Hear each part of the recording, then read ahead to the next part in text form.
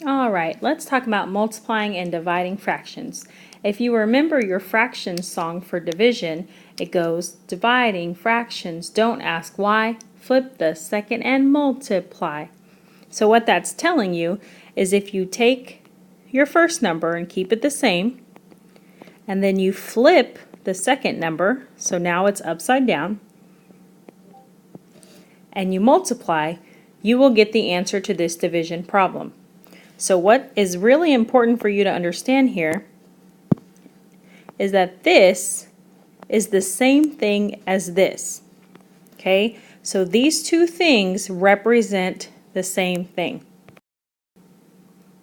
Okay, so if you ever get a question that asks you or gives you a division problem and asks you which answer choice below is equivalent or equal to that division problem, just know if you flip the second number and change the sign to multiplication, that is equivalent to that division problem. Okay, same thing vice versa.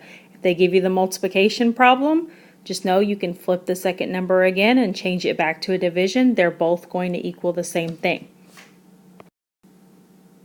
And since we have it set up, let's go ahead and review how we multiply fractions. It's very simple. It's top times top, bottom times bottom. So 3 times 2 is 6, 4 times 1 is 4, but the top number is bigger. That's an improper fraction. We never leave our answers with improper fractions. So we're going to take it to the house, take off our boots, hang up our hat, leave the horse outside, and we're going to use the backwards check mark method to find our mixed number. So 4 can go into 6 one time. When we multiply 1 times 4, we get 4. When we subtract, we get 2. We've made it all the way to our decimal, so we're going to stop there and we're going to do the backwards check mark. This will be your whole number.